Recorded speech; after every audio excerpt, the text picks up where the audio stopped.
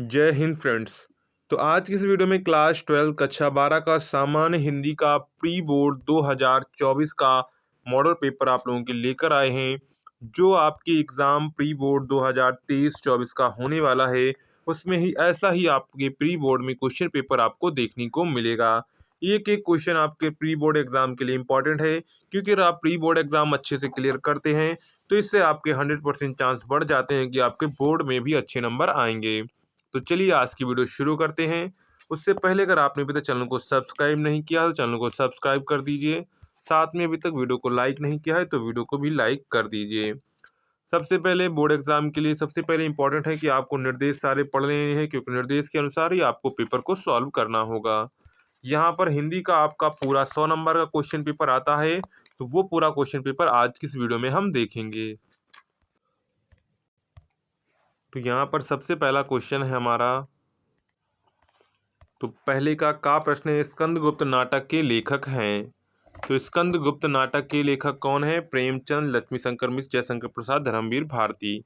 तो स्कंदगुप्त नाटक के लेखक हैं जयशंकर प्रसाद हैं। कौन है? जयशंकर प्रसाद स्कंदगुप्त नाटक के लेखक हैं।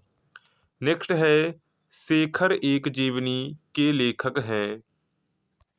तो शेखर एक जीवनी के लेखक हैं विश्वसानी, जयशंकर प्रसाद, सच्चिदानंद, हीरानंद बख्शायन अगेहे, प्रेमचंद। तो शेखर एक जीवनी के लेखक कौन हैं? तो इसके लेखक हैं सच्चिदानंद,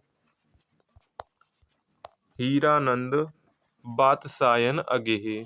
तो यहाँ पर आंसर जो आपका करेक्ट हो जाएगा, आंसर आपका थर्ड वाला करेक्ट हो जाएगा, सच्चिदानंद, हीरानंद, वात्स्यायन अगेहे।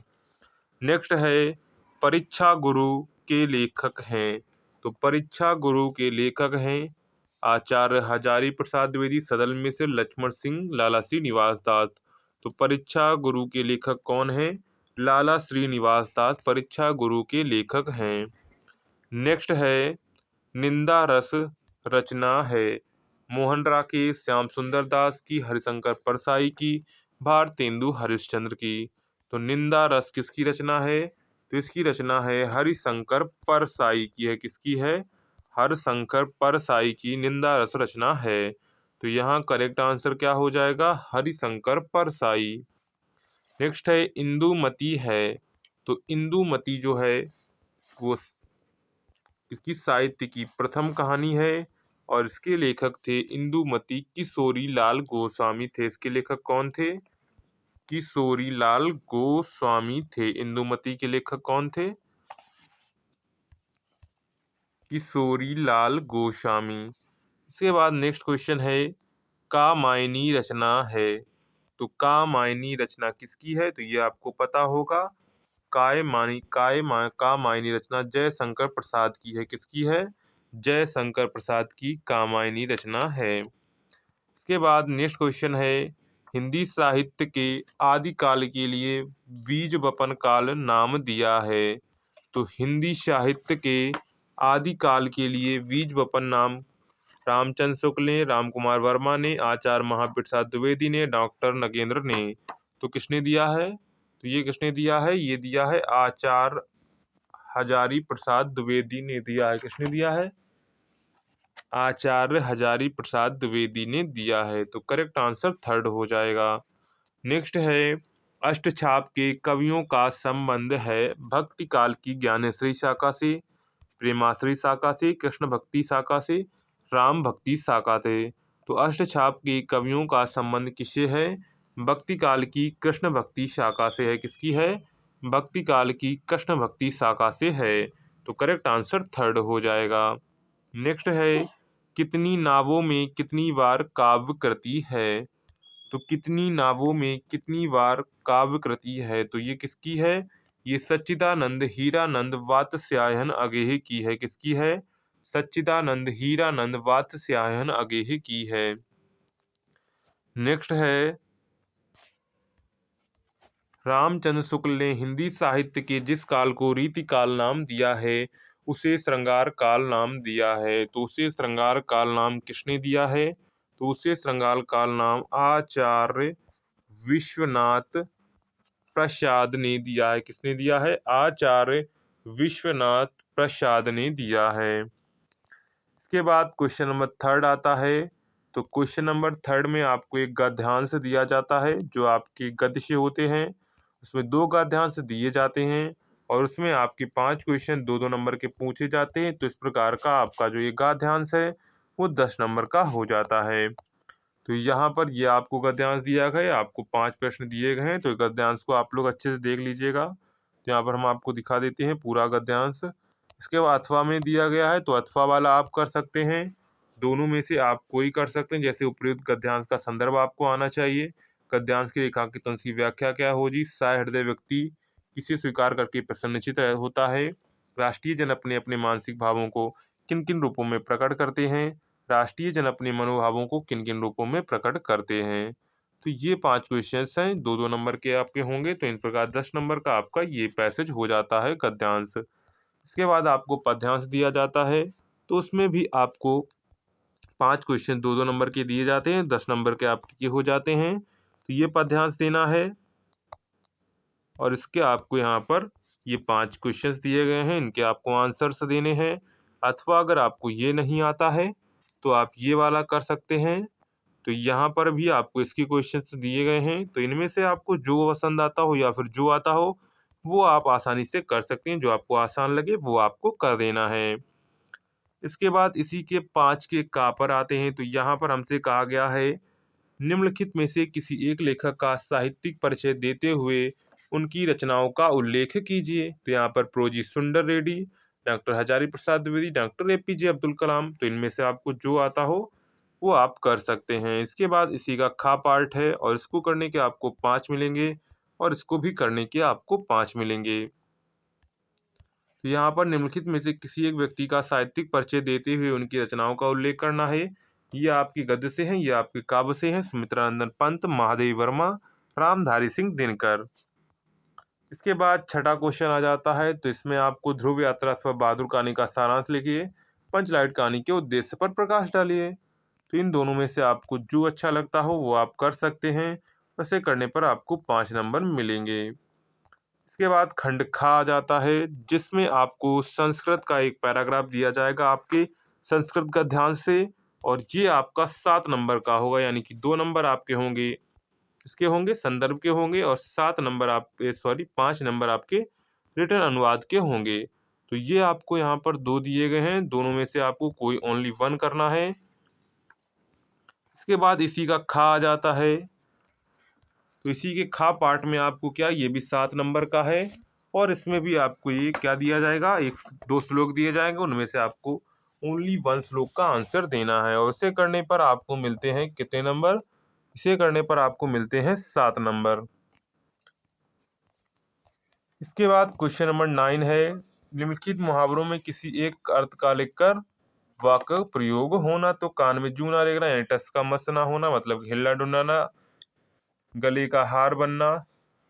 इसके बाद है सावन हरे ना भादों सूखे, हाथ कंगन को आरसी क्या। तो इसमें आपको इसका एक अर्थ लिखना है और उसका वाक्य प्रयोग करने पर आपको मिलेंगे 2 नंबर मिलेंगे। कितने मिलेंगे? 2 नंबर मिलेंगे। इसके बाद क्वेश्चन नंबर 10 है निम्नलिखित शब्दों के संधि विच्छेद की सही विकल्प चयन करके लिखिए। इसका हो जाएगा उपेंद्र। तो उपेंद्र का क्या होता है? उपधन इंद्रा होता है। क्या होता है? उपधन इंद्रा। तो यहाँ पर आंसर आपका करेक्ट हो जाएगा सा वाला। इसके बाद नेक्स्ट है पावक का संधि विच्छेद है। तो पावक का संधि विच्छेद क्या होता है? तो पावक का संधि विच्छेद होता है पौ धन अका। क्या होता है? पौ धन अका। तो यहाँ करेक्ट आंसर यहाँ पर आपको 2 दिए गए, दोनों ही आपके करेक्ट हैं। इसके बाद है महोत्सव का संधि विच्छेद है। तो महोत्सव का संधि विच्छेद क्या होता है? महाधन उत्सव होता है। क्या होता है? महाधन उत्सव महोत्सव कहलाता है। तो यहाँ करेक्ट आंसर आपका बा वाला हो जाएगा। नेक्स्ट है दिए गए निम्नलिखित शब्दों की विभक्ति और वचन के अनुसार चयन कीजिए। सरिताम में विभक्ति और वचन है। तो सरिताम में कौन सी विभक्ति है? तो सरिताम में षष्ठी विभक्ति और बहुवचन है। क्या है? षष्ठी विभक्ति और बहुवचन। इसके बाद नेक्स्ट है आत्मना में विभक्ति और वचन है। तो आत्मनाम में विभक्ति और वचन है। तो आत्मनाम में विभक्ति है पंचमी विभक्ति और एक वचन है। क्या है? पंचमी विभक्ति और एक वचन है। नेक्स्ट है निम्नलिखित शब्द युग्मों का सही अर्थ करके सही अर्थ चयन करके लिखिए। तो यहाँ पर देखिए सबसे पहले बात लिखा है, दूसरे नंबर पर वात लिखा है। क्या लिखा है? वात। तो यहाँ पर बात मीन्स होता है बातें और वात मीन्स होता है हवा। तो यहाँ आंसर आप लोग थोड़ा करेक्ट कर लें। यहाँ पर दोनों में बात बात लिख गया है, तो पहले में आपको बात ही रखना है और दूसरे में आप लोग कर देंगे वात। क्या कर देंगे? वात। इसके बाद इसी का वहन और बहन। तो यहाँ पर वहन का मतलब होता है ढोना। क्या? किसी चीज को ढोना को कहते हैं वहन, और बहन को कहते हैं भगनी। तो यहाँ पर दोनों लिख गया है, तो यहाँ पर होगा ढोना होगा। क्या होगा? ढोना और भगनी। इसके बाद निम्नलिखित में से किसी एक शब्द के दो अर्थ आपको लिखने हैं। चपला के लिखने हैं दो अर्थ, पयोधर के, कुल के और मधु के। आपको टोटल 4 अर्थ लिखने हैं। क्या लिखने हैं? टोटल आपको इसके 4 अर्थ लिखने हैं। किसी भी एक शब्द के चपला, पयोधर, कुल, मधु, इनमें से आपको किसी पर एक पर आपको जो वाक्य शब्दों के लिए एक शब्द के अर्थ लिखने हैं। इसके बाद नेक्स्ट है निम्नलिखित वाक्यांशों के लिए एक शब्द का आपको चयन करना है। भले बुरे की पहचान करने वाला। तो भले बुरे की पहचान करने वाला होता है विवेकी। नेक्स्ट है जिसने देश के साथ विश्वासघात किया हो। तो जिसने देश के साथ विश्वासघात किया उसे कहते हैं देशद्रोही। क्या कहते हैं? देशद्रोही। इसी का घा पाठ आ जाता है। निम्नलिखित शब्दों की दो वाक्यांश आपको सुंदर में लिखने हैं, यानी कि शुद्ध करके लिखने हैं। राम और श्याम बातचीत कर रहे हैं। आज सभा में अनेक नेताओं के भाषण हुए। अध्यापक कक्षा में पढ़ा रही हैं। तुम मेरे से मत बोलो, तुम मुझसे मत बोलो। एक फूल की माला लाओ। तो एक फूलों की माला लाओ। क्या है? एक फूलों की माला लाओ, या फिर फूलों की एक माला लाओ, ये हो सकता है। इसके बाद क्वेश्चन नंबर 12 का वीर रस अथवा श्रृंगार रस की परिभाषा दीजिए। यमक अथवा अलंकार की परिभाषा दीजिए। चौपाई अथवा सोरठा छंद का लक्षण द्वारा लक्षण और उदाहरण के सहित आपको स्पष्ट करना है। इसके आपको मिलेंगे 2-2 नंबर, यानी कि 6 नंबर इस प्रकार आपको मिल जाएंगे। इसके बाद क्वेश्चन नंबर 13 में आपको एक पत्र लिखना होता है। जैसे यहाँ पर आवेदन पत्र दिया गया है। एक उच्चतर विद्यालय में लिपिक के रिक्त पद हेतु नियुक्ति हेतु विद्यालय प्रबंधक की आवेदन पत्र लिखिए, अथवा अपना कुटीर उद्योग प्रारंभ करने हेतु किसी बैंक को प्रबंधक को ऋण प्राप्त करने हेतु एक पत्र लिखिए। इसके बाद इसी का अथवा आ जाता है। 14 क्वेश्चन है। निम्नलिखित शीर्षकों पर एक बार अपनी भाषा शैली में आपको निबंध लिखना है। देश में बेरोजगारी की समस्या, कृषक जीवन की त्रासदी, विद्यार्थी और राजनीति, विद्यालयों में स्वास्थ्य शिक्षा महत्व, आतंकवाद। तो ये था आपका प्री बोर्ड का हिंदी का मॉडल पेपर जो हमने आपके साथ साझा किया है। तो अगर आपको ये वीडियो पसंद आया हो तो वीडियो को लाइक करिएगा, दोस्तों में शेयर करिएगा, जिससे वो भी इस वीडियो का फ़ायदा उठा सकें। तो चलिए मिलते हैं नेक्स्ट वीडियो में, तब तक के लिए जय हिंद।